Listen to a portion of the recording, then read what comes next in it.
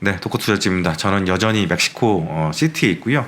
오늘까지 여기서 머물고 내일 이제 푸에블라, 베라크루즈, 멕시코 만 쪽으로 넘어갈 예정입니다. 지금 주식시장 굉장히 재밌어요.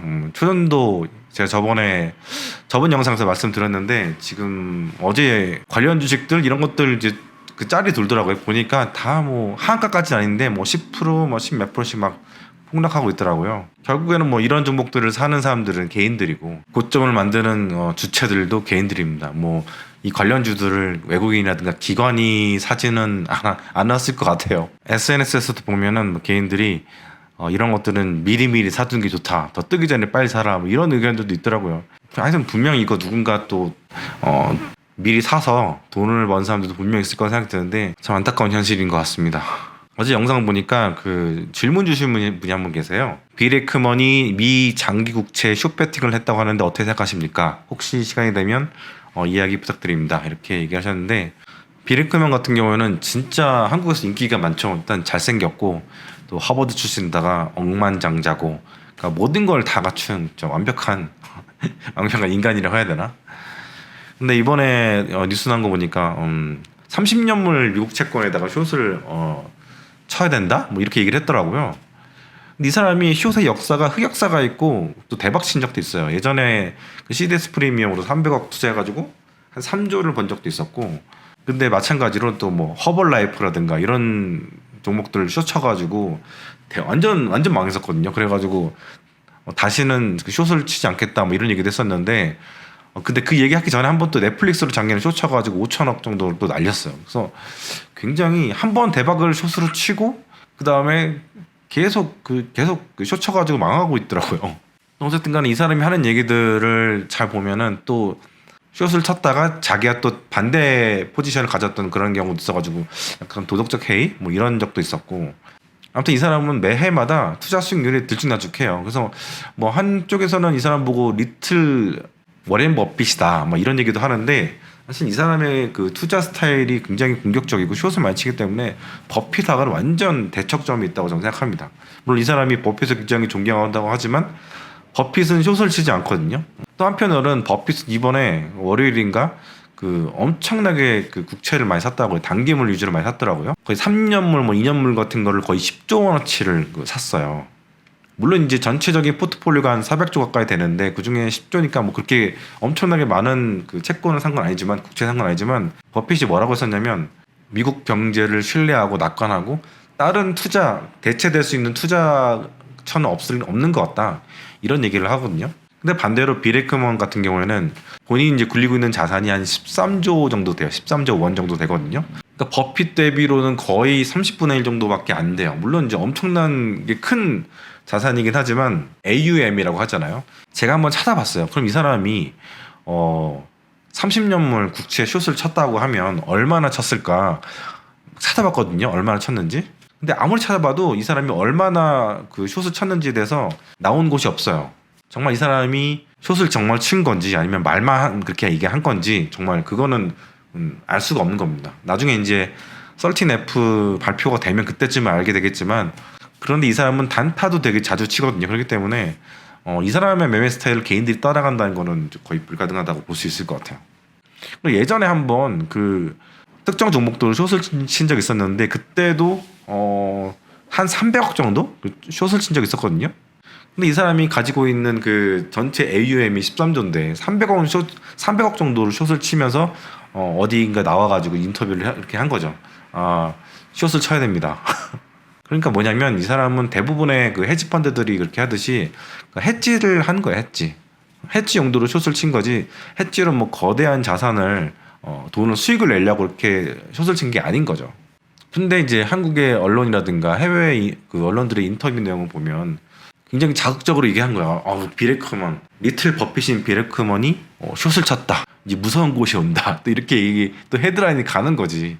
제 생각에는 진짜 수조 원대에 이 사람이 그 숏 포지션이 새로 들어왔다고 하면 그러면 진짜 비레크먼이 엄청나게 시장을 비관한 건데 그러니까 이거는 뭐 아무것도 아닌 거죠. 그러니까 말만 그렇게 한 거고 속으면 안 될 것 같아요 저는.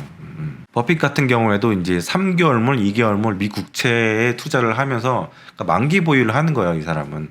근데 한국의 주식 투자자들은 거의 이제 만기 보유, 미국채를 사서 만기 보유한 사람들은 거의 없고 대부분은 이제 그 금리 베팅합니다. 뭐 TMF라든가 뭐 제가 잘 모르는 뭐 엄청나게 많더라고요. 그 국채 그 수익률에 베팅하는 거, 숏에 베팅하는 거. 제가 여러 번 얘기했지만 이번 금리 인상이 마지막이라는 얘기를 작년부터 계속 들어왔잖아요.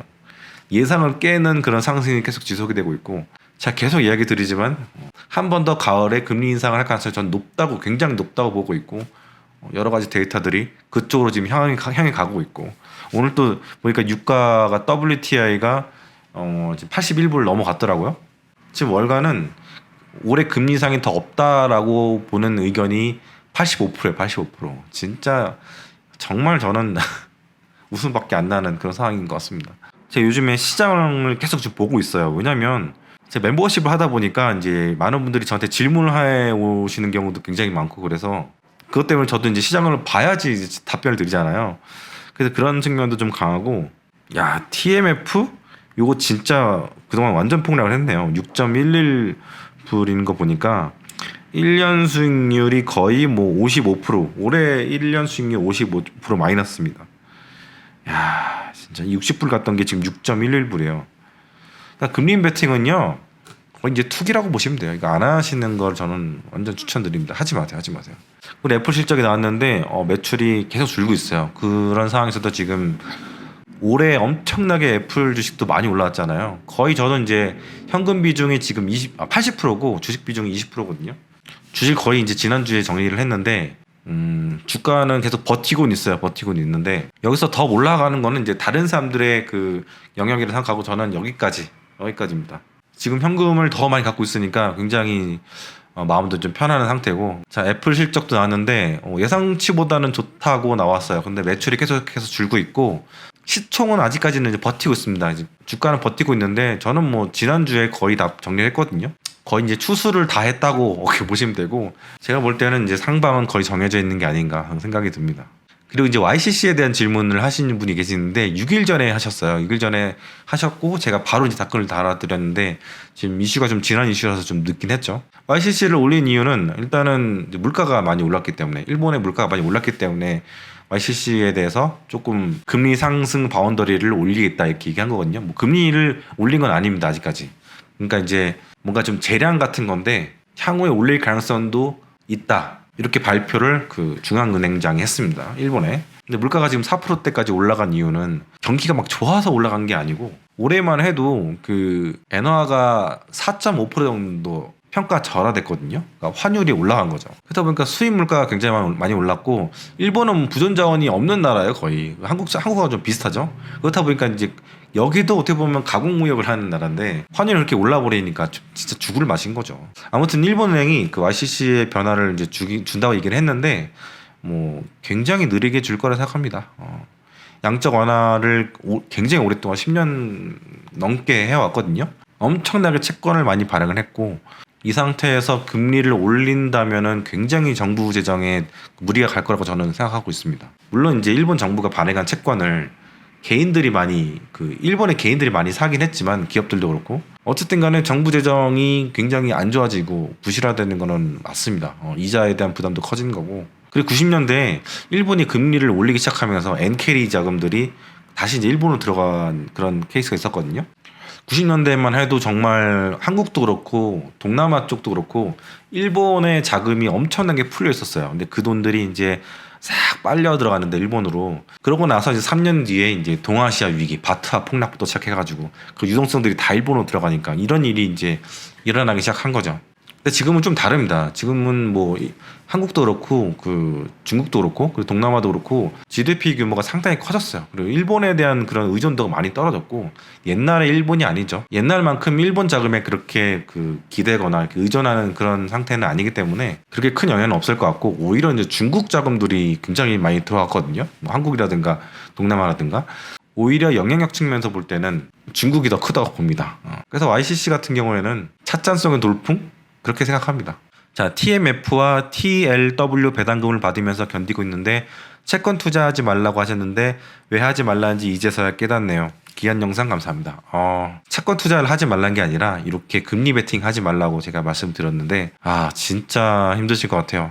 그리고 제가 늘 이야기 드리지만 고금리가 계속 오래 지속이 될 것 같고 적어도 한 6개월 이상은 진짜 힘든 시간을 보내지 않으실까 생각합니다. 인플레가 지금 다시 올라갈 가능성이 높기 때문에 금리가 근래 들어서 올라가는 거는 뭐 피치의 그런 영향도 단기적으로 있긴 하겠지만 여러 가지 정황상을 볼 때 금리가 지금 거의 최고 수준까지 올라간 거는 이런 물가 상황을 좀 선반영하고 있는 그런 측면으로 보고 있습니다.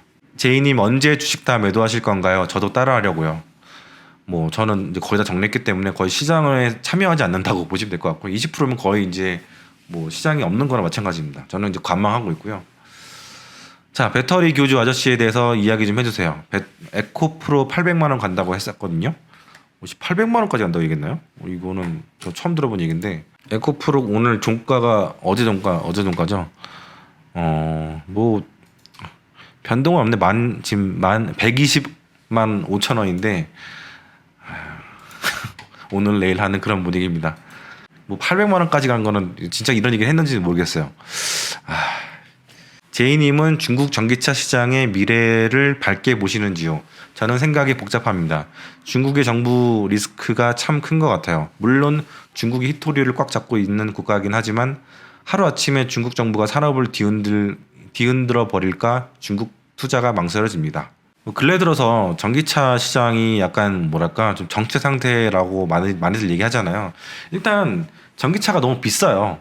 가격이 너무 비싼 것도 있고 그 내구재 소비 같은 경우에 전 세계적으로 팬데믹 때 엄청나게 사람들이 많이 질렀기 때문에 좀 숨고르기 그 시간이 좀 필요한 것 같고요. 중국 같은 경우에는 제 지인이 하는 얘기가 중국에 살고 있는 지인 얘기가 그 내연기관차는 살 수가 없대요 지금.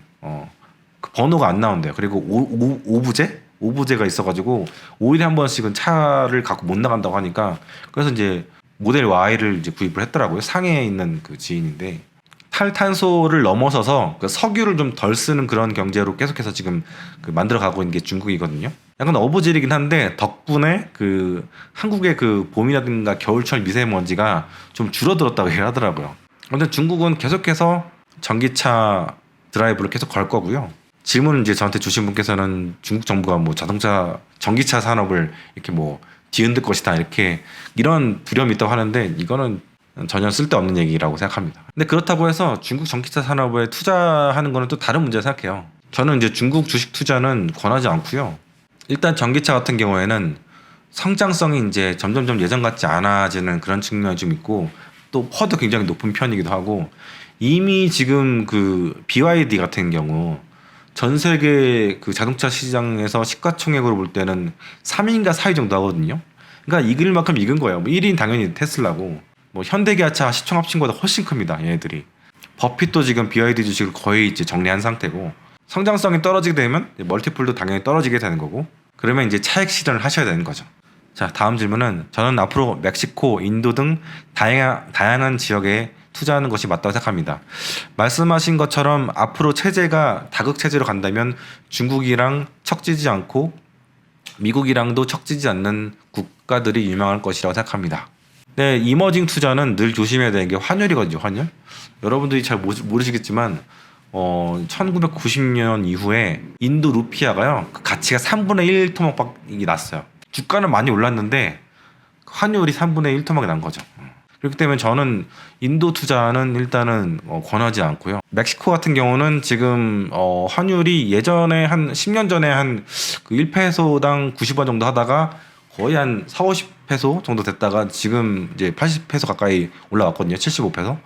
성장하는 기업들도 굉장히 많고 그런 거는 성장한 기업도 굉장히 많은데 근데 멕시코라는 나라에 대해서 한번 잘 생각해 보시기 바랍니다. 잘 아는 나라, 잘 아는 기업에 투자를 하셔야 되는데 제가 2달 동안 이렇게 다녀봐도 상장 기업들을 보면은 굉장히 생소해요. 그냥 잘 아는 기업들 투자하시는 게 제일 낫다고 봅니다. 뭐 미국에 있는 기업들 아니면 한국에 있는 기업들. 저도 40대 중반인데 우리나라 망한다는 소리는 어렸을 때부터 들어왔네요.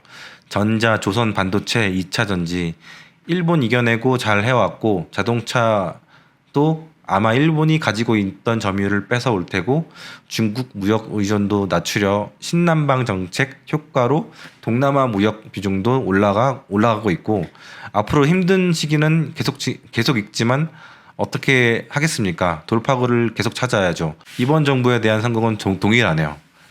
굉장히 이제 낙관적인 이야기이신데 제 다음 영상을 보시면 동남아 시장이 얼마나 힘든지에 대해서 제가 설명을 다 드렸거든요. 지금 멤버십 공개 상태인데 아마 이틀 뒤에 한번 관련된 영상을 보실 수 있을 겁니다.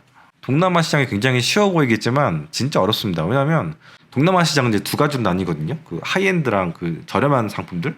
저렴한 상품들 같은 경우에는 한국 제품들이 가격 경쟁력이 안 돼요. 안 되기 때문에 여기는 한국이 들어갈 수가 없는 시장이에요. 그렇기 때문에 한국이 공략해야 될 시장은 약간 하이엔드 쪽인데 하이엔드 쪽은 유럽과 미국, 일본 기업들이 여기를 이미 다 차지해서 포화 상태예요. 대표적인 뭐 화장품이라든가 자동차라든가 이런 쪽들이거든요. 근데 무슨 근거로 이제 한국의 그 자동차 기업들이 그 일본의 점유율을 그 어마무시한 점유율을 동남아 가면 다 거의 이제 일본 차들이거든요. 이거를 잠식해 나갈 것인가 굉장히 낙관적으로 이야기를 하시는데 지금 한국의 그 동남아 점유율은 떨어지고 있다고 보시면 돼요. 특히 이제 중국 업체들이 가성비로 지금 들어오고 있거든요. 밀물듯이 지금 들어오고 있는 상황이거든요. 이거는 이제 제 영상 이제 보시면 이해를 좀 하실 겁니다. 위안화가 대체 결제 통화로 어느 정도 자리가 잡게 되면 달러가 지금처럼 찍어낼 수 있는가가 핵심인 것 같습니다. 지금까지는 결제 통화가 달러밖에 없었기 때문에 각국이 어느 정도 감내하는 측면이 있었지만 10년 후에 유로화와 위안화는 지금처럼 더 많은 무역에서 사용될 텐데 미국이 지금처럼 달러를 찍어내지 못하게 되는 거 아닌가 합니다. 이렇게 얘기하셨는데 지금 결제 통화로서 위안화는 점유율이 2%밖에 안 됩니다. 한 60% 정도가 이제 달러고요. 그 외에 이제 그 위안화라든가 엔화라든가 다른 통화들이 이렇게 있는데 놀라운 사실이 뭐냐면 브릭스 국가들의 GDP를 다 합치면 G7보다 높습니다. 엄청나죠. 저 이거 완전히 이 얘기 듣고 충격받았거든요. 근데 브릭스 국가들이 미국에 척을 두고 있는 그런 상태입니다. 그리고 달러를 웬만하면 사용하지 않으려고 하는 그런 존재들이거든요. 그런 국가들이거든요. 브릭스 화폐를 만들겠다 이런 얘기도 하고 있고 위안화로 결제하는 그런 국가들도 굉장히 많아지고 있거든요. 서로. 그에 비해서 이제 유로는 점점 경쟁력을 잃고 가고 있는 상황이에요. 저는 유로의 미래를 굉장히 비관하고 있거든요. 국가별 그 불평등도 상당한 상황이고 달러의 자리를 유로가 차지하거나 뭐 유로가 점점 점유율을 높이거나 이럴 가능성은 거의 없다고 봅니다. 대신 이제 위안화가 점점 점유율을 올릴 건데 늘 제가 이야기 드리지만 향후 50년 안에 달러의 자리를 위안화가 차지할 가능성은 없다. 다음 질문인데요. 위안화는 제3세계 그러니까 이제 아프리카라든가 중앙아시아, 동남아시아 이런 데서 이제 확고하게 자리를 잡을 것 같다. 네, 맞습니다. 저도 굉장히 걱정스러운 시선으로 지금 바라보고 있고요. 동남아시아 같은 경우는 늘 이제 반동회의 그러니까 이제 딱 중립을 늘 표방하는 그런 그 외교 정책을 펼치는데 문제는 점점 중국으로부터 경제적으로 예속 상태가 좀 짙어지는 것 같다는 생각이 좀 듭니다. 아무리 미국에서 오프쉐어링을 하긴 하지만 메이드 인 USA가 그 동남아에서 팔리기는 쉽지가 않아요.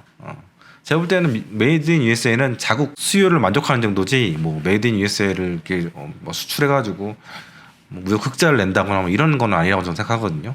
약간 보면은 미국이라는 나라는 좀 고립주의적인 측면이 있기 때문에 기본적으로 인건비가 어마무시하게 비싼 나라거든요. 그래서 가격 경쟁력이 안 돼요. 그렇기 때문에 제조라든가 무역 같은 경우에도 이제는 이제 다극주의로 가는 그런 측면인 것 같습니다.